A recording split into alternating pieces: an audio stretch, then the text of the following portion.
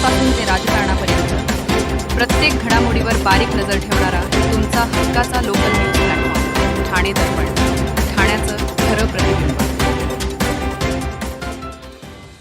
राज्यात 29 महापालिकांमधील सत्तेसाठी जोरदार रणधुमाळी सुरू असताना एरवी कुणाच्या गावीही नसलेले अंबरनाथ शहर या राजकीय धामधुमीतील चर्चेचे आणि वेगळ्या अर्थाने संघर्षाचे केंद्र ठरले. मुंबई, ठाणे, डोंबिवलीच्या निवडणुका एकत्र येऊन लढणाऱ्या भाजप आणि एकनाथ शिंदे यांच्या शिवसेनेत गेल्या वर्षभरापासून सुरू असलेला सत्ता संघर्ष वेगवेगळ्या कारणाने डोके वर काढतच असतो. अंबरनाथ शहराच्या उपनगराध्यक्ष पदाच्या निवडीनिमित्त भाजप प्रदेशाध्यक्ष रवींद्र चव्हाण आणि शिंदेचे खासदार पुत्र डॉक्टर श्रीकांत शिंदे यांच्यात सुरू झालेल्या टोकाचा राजकीय संघर्ष आगामी काळात आणखी तीव्र होईल असे संकेत आता मिळू लागलेत. विशेष म्हणजे मुंबईसाठी शिंदेच्या ठाण्यात एक पाऊल मागे जायचे, दुसरीकडे नवी मुंबई, मीरा भाईंदर, उल्हासनगर आणि वेळप्रसंगी कल्याण डोंबिवलीची संधी मिळेल तेथे त्यांना घेरायची अशी स्पष्ट रणनीती भाजपच्या गोटात शिजू लागल्याने शिंदे गटाचे नेतेही कमालीचे सावध झालेत. विधानसभा निवडणुकीनंतर मुख्यमंत्रीपद हातचे गेल्यामुळे एकनाथ शिंदे नाराज आहेत. अधूनमधून दरेया त्यांच्या मूळ गावी तर कधी दिल्लीतील महाशक्तीकडे जात ते आपली नाराजी वेगवेगळ्या मार्गाने व्यक्त करत असतात. नागपूर येथे राज्य सरकारचे हिवाळी अधिवेशन सुरू असताना शिंदे असेच दिल्लीला रवाना झाले आणि तिथे भाजप श्रेष्ठींकडे त्यांनी महाराष्ट्रातील भाजप नेत्यांविषयी तक्रारीचा पाढा वाचला. देशाचे गृहमंत्री अमित शहा आणि शिंदे यांच्यातील संवाद काही नवा नाही. रवींद्र चव्हाण कल्याण डोंबिवलीतील माझ्या पक्षाचे माजी नगरसेवक एका मागोमाग एक गळाला लावत असतील तर ते युती धर्मासाठी योग्य नाही. मुंबईत माझी गरज लागत असेल तर ठाणे डोंबिवलीत वेगळा न्याय कसा, असे काही प्रश्न शिंदेच्या मनात असतील. दिल्लीतील भेटी शिंदे यांनी भाजप सेटींपुढे मांडले असण्याची शक्यताही नाकारता येत नाही. शिंदे यांच्या भेटीनंतर रवींद्र चव्हाणांना तातडीने दिल्लीत बोलावून घेण्यात आले आणि तेथून पुन्हा नागपूरला परतलेल्या चव्हाणांनी सकाळच्या घाट्यात पत्रकार परिषद घेत युती जाहीर करून टाकली. या घडामोडीनंतर शिंदे खरे तर तहात जिंकले, तसेच वातावरण सर्वत्र निर्माण झाले होते. चव्हाणांनी कल्याण डोंबिवलीचा नाद सोडून दिलाय आणि आता शिंदे पिता पुत्र म्हणतील तसे सारे होईल असे वातावरण होते. मात्र ठाणे डोंबिवलीतील शिंदेबरोबर दोन हात करण्याच्या तयारीला लागलेल्या भाजपच्या केडरला मोठा धक्का होता. नवी मुंबईत गणेश नाईक, मीरा भाईंदरमध्ये नरेंद्र मेहता यांच्या गोटाची काही काळ शांतता होती. तहात शिंदे जिंकले असे वातावरण जरी निर्माण केले गेले असले तरी मागील 2 आठवड्यात महामुंबईच्या सत्ता वर्तुळात जे काही घडत आहे त्यावरून भाजपने तहात गमावलेले युद्धात गमावण्याची रणनीती आखल्याचे आता स्पष्टपणे दिसून येत आहे. उपमुख्यमंत्री एकनाथ शिंदे आणि वनमंत्री गणेश नाईक यांच्यातील सत्ता संघर्ष आता टिपेला पोहोचलाय. भाजप नेत्यांनी मला संधी दिली असती तर शिंदेना धडा शिकवला असता, असा दावा नाईक यांनी नवी मुंबईत केला. त्यावर शिंदे यांच्या पक्षाने नेतेही आक्रमकपणे उत्तर देताना दिसत आहेत. गणेश नाईक यांनी नवी मुंबईच्या प्रचारात पुन्हा एकदा शिंदे यांच्यावर तोफ डागले.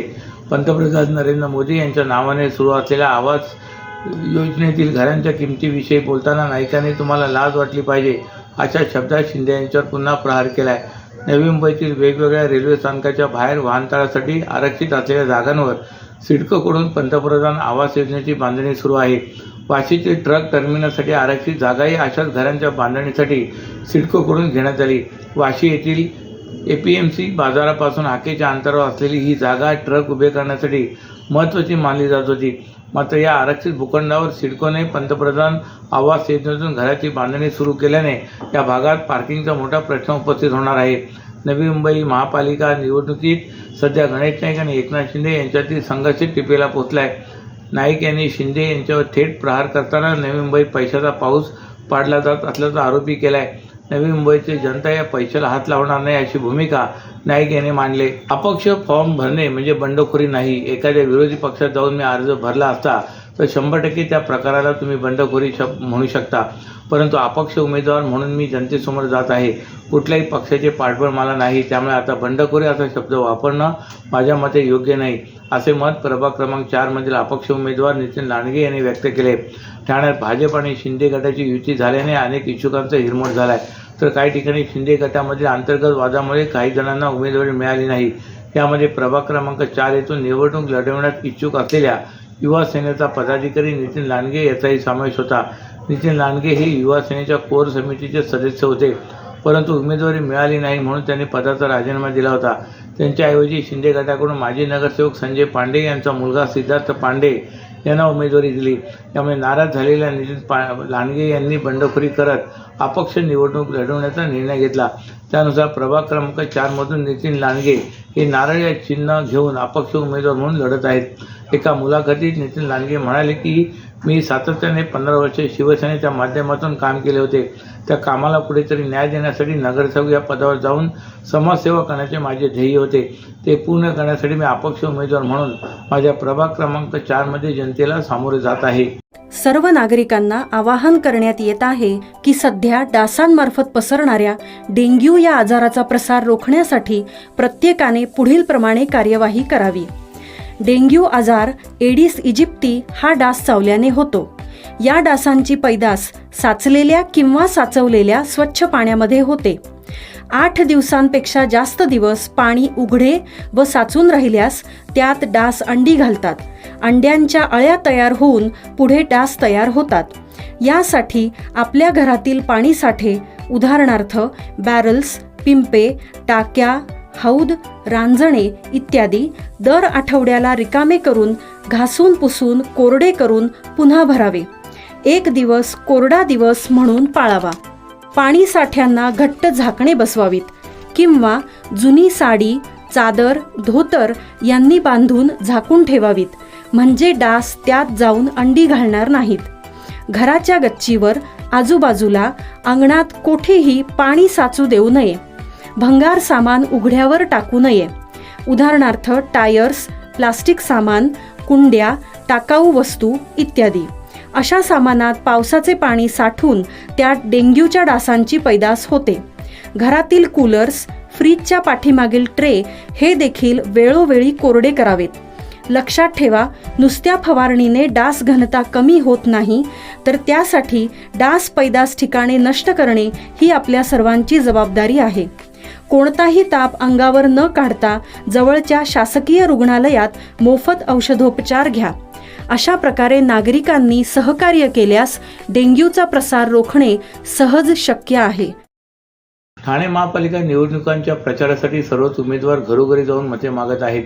काही ठिकाणी नागरिक विद्यमान नगरसेवकांना 5 वर्षात केलेल्या कामाचा हिशोब विचारत आहेत. असाच प्रकार विटावा परिसरात घडला आहे. यामुळे शिंदे सेनेच्या उमेदवार प्रियंका पाटील या नागरिकांवर संतापले आणि त्यांनी आम्ही आमच्या जीवावर निवडून येऊ असे नागरिकांना उद्देशून विधान केले असून या संबंधीची चित्रफीत समाज माध्यमांवर प्रसारित झाल्याने पाटील या टीकेच्या धनी ठरत आहेत. ठाणे महापालिकेच्या निवडणुकीसाठी येत्या 15 जानेवारीला मतदान होणार आहे, तर 16 जानेवारीला मतमोजणी होणार आहे. या निवडणुकीसाठी सर्वच उमेदवार प्रचार करत आहेत. काही उमेदवार शहरात प्रचार मिरवणुका काढत आहेत, तर काही उमेदवार घरोघरी जाऊन नागरिकांची भेट घेऊन मते मागत आहेत. समाज माध्यमांद्वारेही उमेदवारांकडून प्रचार सुरू आहे. या प्रचारासाठी 4 दिवस शिल्लक राहिले आहेत. यामुळे उमेदवारांनी प्रचाराचा जोर वाढवला आहे. असे असताना शेवटच्या टप्प्यातील प्रचारात उमेदवार आणि नागरिकांमध्ये वादाचे प्रसंग उद्भवताना दिसून येत आहेत. माजी महापौर मीनाक्षी शिंदे यांनी कथित ऑडिओ क्लिप प्रसारित झाली असून त्यावर त्यांच्यावर टीका होत आहे. तर या क्लिपमध्ये शब्द टाकून खोटा प्रचार करण्यात येत असल्याचा दावा करत पराभूत दिसू लागल्याने हा प्रकार सुरू असल्याचा आरोप त्यांनी केला आहे. असे असताना शिंदे सेनेच्या आणखीन एका महिला उमेदवाराची चित्रफीत समाज माध्यमांवर प्रसारित झाल्याने तिच्यावर टीका होत आहे. कळवा भागातील विटावा, भोलानगर, आनंदनगर, गणपतीपाडा या भागात प्रभाग क्रमांक 24A मधून शिवसेना शिंदे गट पक्षाच्या उमेदवार प्रियंका पाटील या निवडणूक लढवत आहेत. मागील निवडणुकीत त्या याच प्रभागातून निवडून आल्या होत्या. त्या घरोघरी जाऊन प्रचार करीत असून या प्रचारादरम्यान त्या मतदारांची आरेरावी करतानाची चित्रफीत समाज माध्यमांवर प्रसारित झाली आहे. त्यात प्रियंका पाटील यांना 5 वर्षात काय कामे केली अशी विचारणा काही महिलांनी केली. त्यावर त्या संतापल्या आणि अरे जा दुनियाला सांग, नोटाला मतदान टाका, आम्ही आमच्या जीवावर निवडून येऊ असे म्हणाल्यात. त्यावर आम्ही परिसरातील नागरिक आहोत, आम्ही विचारणा असे त्या महिला त्यांना सांगताना दिसून येत आहेत. निवडून आल्यानंतर पारदर्शक स्वच्छ कारभाराचे गोडवे गाणाऱ्या राजकीय पक्षांकडून गुन्ह्यांची नोंद असलेल्यांना उमेदवारी देण्यात आले.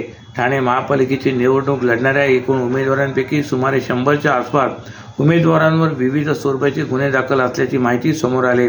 यामध्ये महिला उमेदवारांचाही समावेश आहे, तर काही जणांविरुद्ध गंभीर स्वरूपाच्या गुन्ह्यांची नोंद असल्याचे दिसून येते. महापालिकेच्या निवडणुकीच्या रिंगणात एकूण 641 उमेदवार असून मागील 2017च्या निवडणुकीप्रमाणेच यंदाच्या ठाणे महापालिकेच्या निवडणुकीत सर्वच राजकीय पक्षांनी स्वच्छ प्रतिमेचे उमेदवार देण्याऐवजी गुन्हेगारी पार्श्वभूमी असलेल्या अनेकांना उमेदवारी दिल्याने ठाणेकर आश्चर्य व्यक्त करत आहेत. उमेदवारांनी दाखल केलेल्या शपथपत्रातून ही माहिती समोर आली आहे. अशाच नव्या आणि ताज्या बातम्यांसाठी ठाणे दर्पणच्या पेजला लाईक करा आणि फॉलो करायला विसरू नका.